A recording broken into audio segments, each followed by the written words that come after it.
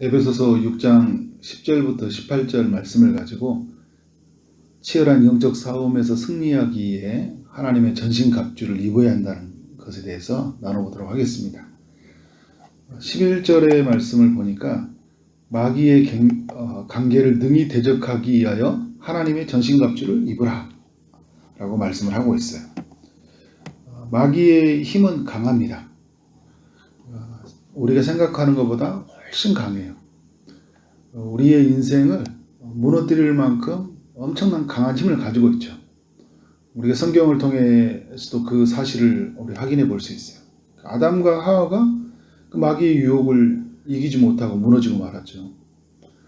아브라함의 조카가 살고 있는 롯, 이 롯이 소돔 땅에서 살고 있었죠. 소돔 땅에 있는 사람들을 완전히 타락시켰고, 또 나중에 롯도 그 영향을 받아서 참 나중에 이후에 어려움, 그의 딸아이들 안에서 또 그런 일들이 생겨나죠. 이 사단의 그 영향력이 엄청나다는 거예요. 이스라엘의 초대 왕이었던 사울의 그 인생을 완전히 비참하게 만들었어요. 사단이 찾아와서 그 마음을 격동시켜서. 또 다윗도 무너지고 말았죠. 에베소서 6장 16절에서 악한 자들이 불화살을 쏜다고 그래요. 우리의 마음에 또 엄청난 그 불을 지르는 거죠. 또 우리 인생에 엄청난 그 공격을 우리가 받게 되는데 우리가 자주 무너진다는 거예요. 때로는 주변에 있는 사람들이 그 공격에 아주 비참하게 무너져 버릴 때가 있어요. 믿는 자들이 무너져요. 때로는 이 광명한 천사와 같은 모습으로 우리를 찾아오죠. 여기서 우리가 많이 무너져 버려요. 그러니까 악한 모습으로 찾아오면 우리가 아니다라고 찾아오는데 교묘하게 찾아오니까 여기서 무너지는 거예요. 그럴듯하거든요. 우리가 사역하는 중에, 예배드리는 중에 또 우리가 좋은 일이라고 하는 것들 속에서 사단이 교묘하게 찾아와서 우리를 하나님 자리에 가게 하고 공동체를 무너뜨려 버리고 그러는 경우가 여기 얼마나 많이 있는지 모릅니다.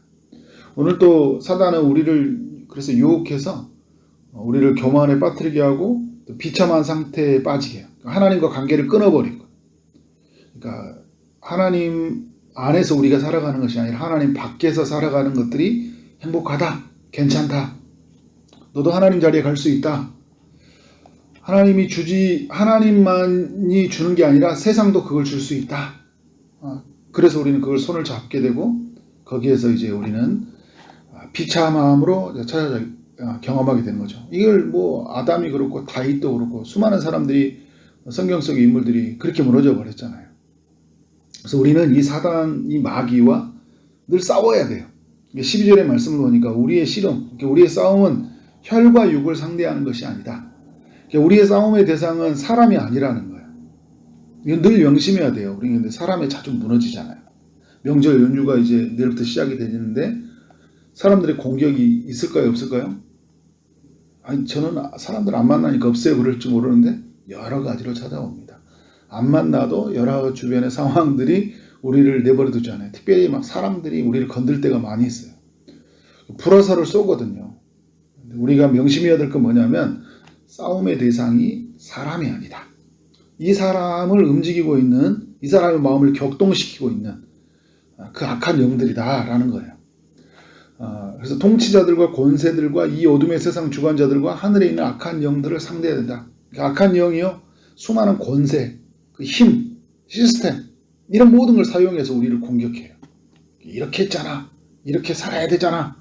주변에 있는 사람들을 통해서 그런 익숙하게 우리가 살아왔던 그 모든 것들을 가지고 늘 우리를 통제하려고 하고 우리를 지배하려고 하고 우리를 무너뜨리려고 한다는 거예요.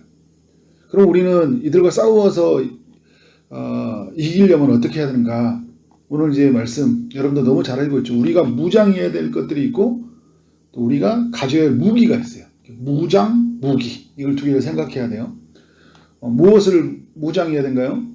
진리로 허리띠를 띠고 의의 호신경을 붙이고, 가슴을 보호하는 호신경이죠. 평안의 복음이 준비한 것으로 신을 신고 믿음의 방패를 가지고 구원의 투구를 쓰라. 전쟁을 하는 사람들에게 허리띠는 매우 중요해요. 옷을 이제 이 아래를 이에서부터 긴 옷이잖아요. 옷을 이게 붙잡아주는 몸의 균형을 잡기 위해서 허리띠는 너무 중요하죠. 가슴을 보호하는 호신경 너무 중요하죠. 심장이 뚫리는 순간 죽어요. 거친 산과 바위를 지나가야 되기 때문에 신은 너무 중요하죠. 신발이 맨발로 다닐 수는 없잖아요. 적의 활과 창과 칼을 막기 위해서 우리가 방패도 매우 중요합니다. 머리를 보호하는 투구를 쓰는 것은 또 굉장히 중요한 부분이에요. 모두 공통점이 있어요. 다 중요하다는 거예요. 어느 것 하나 소홀히 할 수 없어요. 어느 것 하나 소홀할 때 그것이 적군의 약점이 되어서 그것은 우리에게 파멸, 죽음으로 이어지게 할 수 있는 거니까.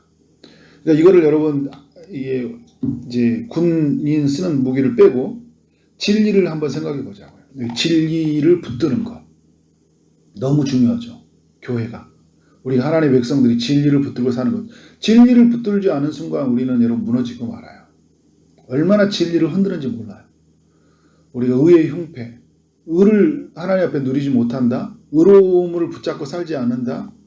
그러면 여러분 무엇을 붙잡고 살아갈까요? 우리는 먹고 마시는 것을 붙잡고 사는 거잖아요. 복음을 붙잡고 사는 건 너무 중요합니다. 그래서 성경은 계속 복음에 대한 이야기를 하고 있는 거예요. 믿음을 따라 살아라. 오직 믿음. 그래서 우리 믿음의 선배들은요. 오직 믿음, 오직 은혜, 그죠? 오직 성경, 오직 예수, 오직 하나님께 영광 이런 표현을 쓰고 있는 거예요. 왜? 이게 기독교의 본질이니까. 구원을 확신하고 살아가는 것. 구원에 대해서 내가 감격하고 이 구원을 누리고 오늘 또 구원의 그 확신 가운데 살아가는 것. 그때 우리는 어떻게 돼요? 이 세상 앞에서 굴복하지 않아요. 그러니까 오늘 말했던 진리, 의로움, 복음, 믿음, 구원은 우리 기독교의 핵심이에요. 다른 것은 다 놓치지 않아도 돼요. 이건 꼭 붙들어야 돼요. 근데 사단이요, 이걸 못 붙들게 한다니까요. 바쁘게 해요, 우리를. 그래서 바쁘게 막, 교회도 바쁘고, 인생도 바쁘고. 그러니까 막 우리에게 진리, 의로움, 복음, 믿음, 구원, 이런 이야기가 우리 안에서 그렇게 가볍게 들리도록 하는 거예요. 지금 바쁘니까. 교회 정말 중요한, 생각해도 중요한 일인데 이게 복음의 의로움을, 진리를 쫓아가는 일들이 아닌 일들이 얼마나 많이 있는지 몰라요. 때로는 여러분, 부흥을 통해서, 이런 부흥이라는 이야기를 통해서 이런 것들을 우리에게 퇴색해버리게 할 수가 있어요. 오히려, 이런 것을 통해서 부흥의 결과가 찾아와야 되는데 부흥을 위해서 이런 것을 우리가 멀리해버릴 때가 있다는 거예요. 어떤 문제에 몰입하게 하면서 이런 단어들이 우리의 삶 안에 아주 깊이 있게 은혜롭게 다가오지 못하게 만든다는 거죠.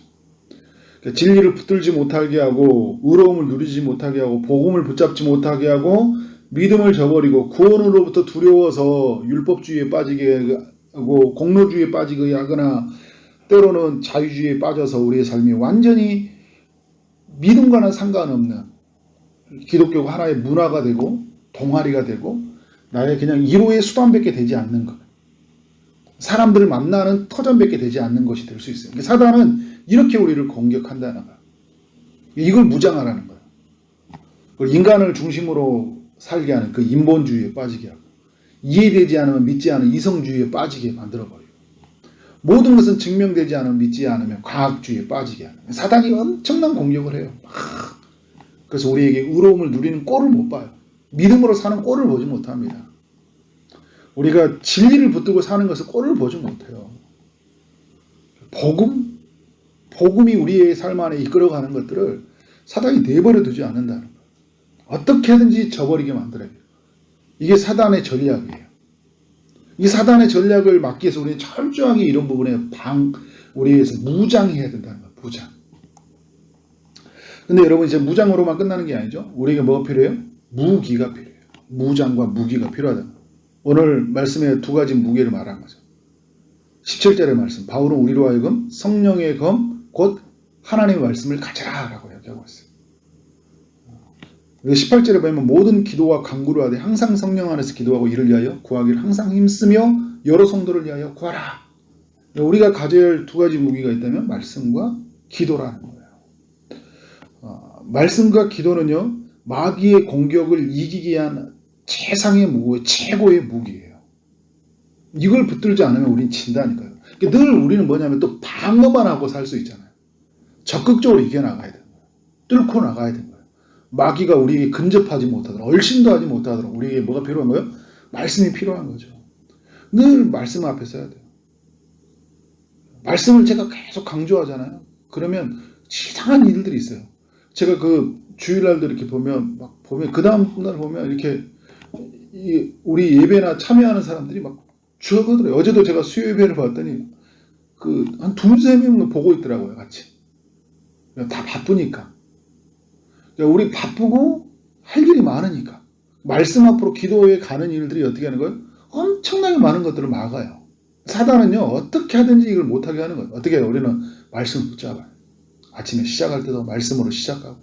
그 말씀이 내 안에 살면 이루어지도록 어떻게 해야 될까요? 기도해야 되죠. 오늘 18절에 보면요, 굉장한 기도에 중요한 이야기를 하고 있는 거예요.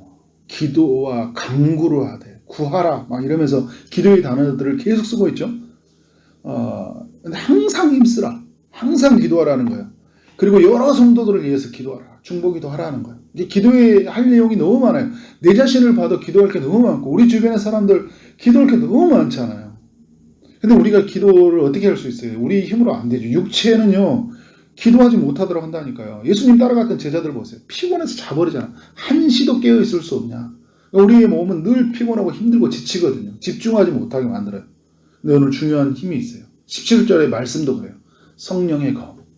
성령 안에서 기도하라. 그러니까 우리에게 성령님이 오셨잖아요. 성령을 붙들라는 거예요.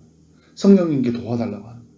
성령을 의지해서 기도하라는 거예요. 그래서 제자들이요, 예수님이 겟세마네 동산에서 기도할 때 그들이 기도는 밖에서 예수님이 기도하는 걸 구경하는 사람이었고, 그리고 예수님이 기도가 끝날 때까지 지켜주는 그런 힘든 여정들이었어. 그런데 성령이 그들 가운데 임하시면서 어떻게 된 거예요? 그들은 완전히 기도하는 사람이 된 거예요. 기도에 붙들리는 사람. 성령 안에서 기도하는. 성령의 검. 성령님을 통해서 말씀을 비춰보고, 성령이 우리를 하여금 어떻게 할까? 말씀을 따라 살아가도록 우리를 이끌어 주셔요. 성령은 굉장히 중요한 거예요. 성령의 비추어 주심, 조명, 그리고 성령의 인도하심, 성령의 감동하심, 성령의 역사하심. 우리가 그런 표현을 쓰잖아요. 그러니까 성령이 늘 우리의 삶에 비춰주도록 성령님 도우소서. 말씀을 듣는 중에, 말씀을 보는 중에 하나님의 성령이 깨닫게 하실 때 우리의 눈이 열어져서 하나님 뜻이 보인다니까. 성경에 백독을 해보세요. 성령의 인도하심이 없더라도 전혀 성경을 이해하지 못합니다. 이해는 했는데 살아내지는 못해요. 성령이 이끌려 주심이 없기 때문에. 사람들이 지성적인 공부로 끝나버려요. 기도의 시간도 앉아있는 거 너무 힘든 시간이에요. 근데 성령이 이끌리는 시간은 너무 행복한 시간이에요. 언제 시간이 가는지 몰라요. 그러니까 우리는 성령의 늘 이끌림에 받아야 돼요. 사단은요, 성령에 이끌리지 못하도록 하는 게 또 하나의 간신이에요. 어떻게 하든지 하나님의 도움을 받지 못하도록. 오늘 그래서 여러분 10절의 말씀을 보면 이런 이야기하고 있죠. 너희가 주 안에서와 그의 힘의 능력으로 강건해진다. 우리가 어디에 있을 때 강건해진다고요? 주 안에 있을 때. 그의 힘의 능력이 우리 가운데 임할 때 한다는 거예요.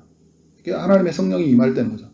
성령이 임하면 우리가 주님 안에 있게 되고 주님과 함께 사는 거예요. 그러면 그의 능력, 하늘과 땅의 모든 권세를 가지신 주님이 주의 성령을 통하여 우리에게 힘을 주시는 거예요. 그러니까 마귀의 관계가 있을 때 어떻게 된 거예요? 능히 이겨내는 거예요. 무장할 힘이 생기는 거예요. 그리고 무기를 주고 마귀의 관계를 뚫고 지나가게 하면서 우리 안에서 복음의 역사가 나타나는 거죠. 믿음의 증거가 나타나는 거예요. 그 의의 역사가 나타나는 거예요. 열매들이. 이런 풍성함이 믿음의 사람들은 이루어진다는 거예요.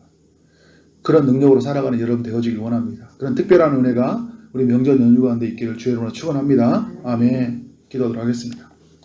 하나님 아버지, 에베소서 6장을 통하여 우리 모두에게 교훈하여 주셔서 감사합니다. 하나님께서 주시는 은혜를 날마다 기억하게 하여 주시고 주 안에서 힘을 얻고 강건하여져서 마귀의 관계를 능히 이기는 우리 믿음의 권속들이 되도록 역사하여 주옵소서. 우리가 무장해야 될 것들을 기억하게 하셔서 정말 하나님 우리 안에서 진리로 무장하고 또 복음으로 또 믿음으로 또 구원의 그 투구를 가지고 능히 모든 공격에서 이겨낼 수 있는 힘을 우리 가운데 부어주실 줄 믿습니다. 말씀과 기도로 살아내는 우리 믿음의 권속들이 되게 하시되 무엇보다 성령을 힘입어서 하나님 말씀 가운데로 또 기도하며 나갈 수 있도록 역사하여 주옵소서.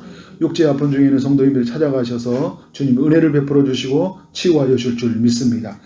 취업을 준비하는 이들, 결혼을 준비하는 이들, 임신을 준비하는 이들 모든 이들에게 하나님께서 은혜를 부어주시고 하나님의 그 뜻이 우리 가운데 이루어지는 기쁨을 경험토록 인도하여 주옵소서. 오늘 하루 만나는 모든 사람들에게 주님의 사랑이 흘러가게 하여 주옵소서. 주어진 일을 최선을 다해 일하게 하심으로 말미암아 하나님께 영광이요 우리 모두에게는 큰 기쁨이 되는 하루 되게 하여 주시고 명절 연휴 기간 동안 영적으로 승리하는 우리 모든 믿음의 권속들 되게 하여 주옵소서. 예수 그리스도 이름으로 기도를 쌓옵나이다. 아멘.